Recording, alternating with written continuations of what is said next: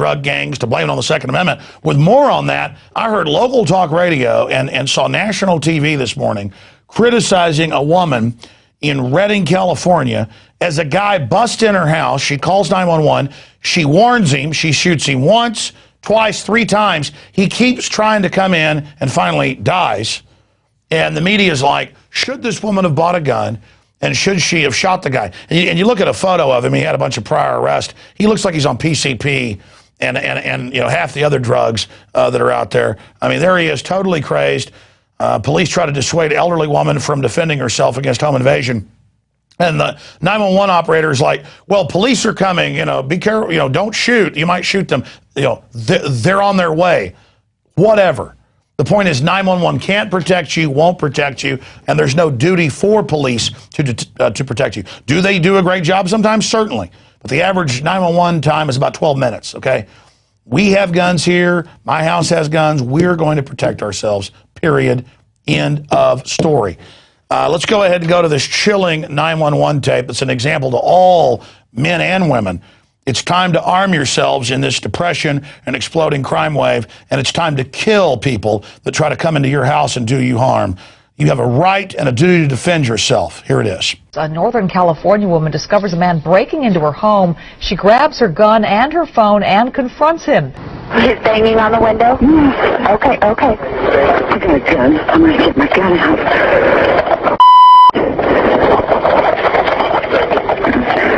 Ma'am, what are you arming yourself with? Oh, God, I just bought it. It's a 38. He's coming into my front yard. Oh, God, he's coming through the window. I'm going to shoot him again. No, ma'am, don't. Where? He's right there. I'm going to shoot him. Okay. Ma'am, listen, the officers in the area. I don't want you to fire your gun. He's coming through the window. Lady, hurry up. He's coming in. Is he coming into the house? Yes. I got him. You shot him again? Yes. Or you shot at him? No, I shot him first. He's coming through the window. Okay, 3 shots. Oh, my God. He's on the ground.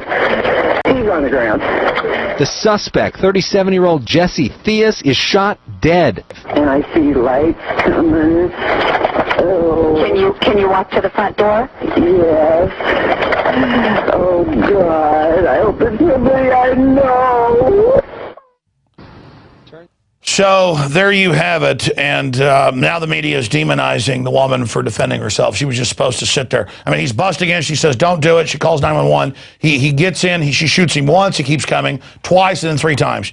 And the media is like, hey, don't do this. Just let us ship guns into Mexico and take your guns. How's that sound? So we've got that piece of news right there. Continuing now, we reported this back on 9/11 that they dumped veterans, military, police that were there, firemen's bodies, but also the citizens that were dead in the landfill. And the media said, just shut up, it's okay. And now it has been confirmed. When I first reported this a few months ago, the latest round, people didn't believe it, but it's confirmed. U.S. News World Report, MSNBC, they're all reporting, USA Today, Air Force dumped remains of 274 troops in landfill. I mean, yeah, the big banks and insurance companies for 12 years have been taking people's death benefits, stealing them. That's what they think of you. The bankers wrap all their tyranny in an American flag. In fact, some people would say it's okay to throw it in a landfill as long as it's wrapped in an American flag. I mean, you know, everything is about the American flag, but never what the American flag supposedly symbolizes. So just incredible news on that front. And finally, a federal judge says a Montana blogger is not a journalist, even though she was acting as a journalist and considered herself one. They're saying if you're not affiliated with a mainstream media group in his ruling, that you don't have any First Amendment protection and you have to reveal your sources, basically, and we're seeing more and more of this. Well, I am truly alternative media. I own my own operation and run it, but I'm on AM and FM, XM, all this stuff. But someday, if I wasn't on all that, would I then, after 17 years on the air and winning all sorts of journalism awards, like the Project Censored Award, would I be a journalist? Would I be a journalist? Would my First Amendment have value? Could I protect my sources? Another strike, another nail in the coffin of the First Amendment. Okay, I want to, in conclusion in this segment, before we come back with the head of Oathkeepers and the head of the Japanese-American group concerned about the FEMA camps, I want to go to a report by Darren McBreen, and then from that report, we'll go out to break and come back. But I just wanted to point out that this man on the street has no man on the street. Here in Austin, Texas, normally on any other subject, he can get plenty of people to talk to him. But on the subject of the TSA groping people, he had to spend an hour trying to get people to talk to him at the airport because they're scared. And in this case, almost all of them refused to talk and said, oh my God, the government will get me. They're watching. And McBreen's like, well, go to the website, learn about it. I won't even look at that. They'll get me. And so when he went out and tried to talk about, have you heard about the NDAA bill where they want to arrest Americans, the military, hold them indefinitely? Are you concerned about that? And they'd say, yeah, we're concerned, and we're not going to talk to you. So I guess the tyrants are winning. That land of the free, home of the brave. Hey, can you talk about a bill about the Army being used in America and arresting citizens? No, mister, I better not, because they'll get me. And this was downtown in the business area of Austin, Texas. People wouldn't talk to him. So I guess you can't have man on the street because people of America and the people of Austin, Texas are too busy, not wanting to soil their adult diapers. It's very, very sad. And let me tell you, appeasing tyrants is not going to defeat them. Here's the report. We're going to come back with Stewart, Rhodes, and more. Stay with us. It's INFOWARS Nightly News. Insider documents recently obtained by INFOWARS reveal the current and ongoing operations to staff FEMA and U.S. Army camps inside the U.S. According to our sources, KBR is contracting services for temporary fencing and barricades, along with other services required for temporary emergency environment camps. They're to be located in 5 regions of the United States. Now, this comes immediately after the Senate passed the National Defense Authorization Act, which allows indefinite detention of American citizens. All this at a time when economic conditions and mass demonstrations sweep through the country and threaten potential unrest. The government has patiently put into place the crucial elements of its police-state grid and plan for the internment of political enemies. We are literally one false flag terror attack away from the plan going live. As the Department of Homeland Security and establishment media keep telling us, the next terror event will be on American soil and carried out by domestic patriot political groups, not Al-Qaeda. The FBI and the CIA have a long history of creating domestic terrorists, patsies, and shifting the blame over to their political enemies. It's all there. All the government documents, all the government admissions, a civilian inmate labor camp program run by the Army, where they're at, all the details down to how they're going to break the families up and where the children go and the forced inoculations and everything.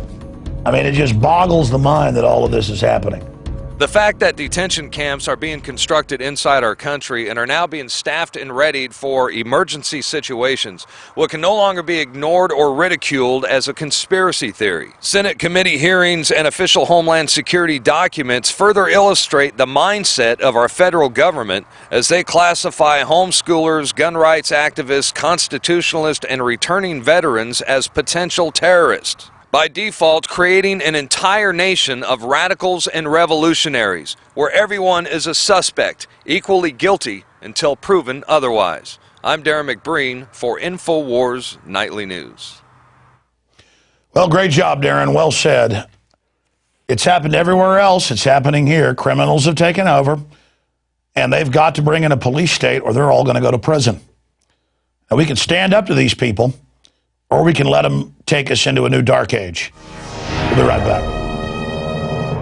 What's up with these sorry politicians? Lots of bark. When it's showtime, whimpering like little shih tzus. You want big cuts. Ron Paul's been screaming it for years. Budget crisis? No problem. Got $1 trillion year one. That's trillion with a T. Department of Education? Gone. Interior, Energy, HUD, Commerce? Gone. Later, bureaucrats. That's how Ron Paul rolls. Want to drain the swamp? Ron Paul. Do it. I'm Ron Paul, and I approve this message. If you believe in this information and want to support its viral spread, go to the INFOWARS store at INFOWARS.com. We've got the new G.I. Joe INFOWARS t-shirts. We've got the incredible Pro Pure gravity-fed filters available at INFOWARS.com in the store. We've got a new DVD, Scientists Under Attack, the Don't Tread on Me flag. We've got all sorts of different bumper stickers to help spread the rebellion virally. It's all there, wristbands, citizen rule books in every order. Order online at INFOWARS.com today. The water filters, the canteens, it's all there. INFOWARS.com.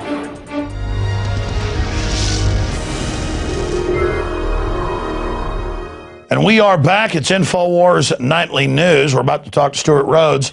We're going to get into Oathkeepers alert. Federal agents demand customer list from Mormon food storage facility. And that dovetails with an article out of News Channel 5, mainstream, in the same state, Tennessee, where they're coming to your door to ask about your storable food. They want to know what food you've got so they can confiscate it. God help us from these criminals. It's not going to be enough to take your bank account. The globalists want to break everybody fully, financially, so you can be re-educated in their new socialist collectivist system while the bankers sit offshore.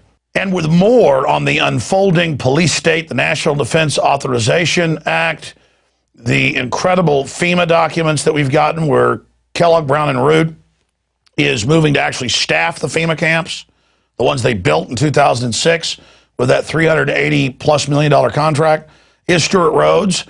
He, of course, is a constitutional lawyer with a degree from Yale, wrote his main seminal papers on a police state takeover system. And, of course, he worked for Congressman Ron Paul for many years. If you don't know what Oathkeepers is, it's police and military that are simply saying that they're going to stand up for the Constitution, Bill of Rights, and fulfill the oath that they've given to protect and defend this country's liberties and freedoms from enemies foreign and domestic. And that's important because the Bill of Rights, Constitution, Declaration of Independence, that is a birthright, the greatest and most successful experiment in liberty in history. And it's an idea. And you can't kill an idea, but you can suppress it and eradicate it and keep people from learning about it. And so America isn't America anymore if the Bill of Rights and Constitution and the idea of the Declaration of Independence is overthrown. And so that's what's happening. But by speaking about it, by reaching out to others, by listeners and viewers out there, learning the Bill of Rights and Constitution and teaching it to others, we breathe life into the spirit of 1776. And Stewart's also an Army veteran and was retired medically from a paratrooping accident. Again, that's his full bio, the short one. Stewart, good to have you here with us. We've got some major breaking developments here. Confirmed, Oathkeepers alert, federal agents demand customer list from Mormon food storage facility. That's A. B, News Channel 5 out of Tennessee. The government's conducting door-to-door preparedness checks where they push vaccinations, everything else. They've got knock and talk all over the country where the government's trying to force their way in to, quote, inspect your guns for your safety. And then you've got another report you're trying to confirm right now where it looks like they're trying to get military to fill out questionnaires about firing on U.S. citizens. Of course, we know about Arcadia, Iowa 2 years ago where they did do gun confiscation drills. That was admitted, so we know this is going on.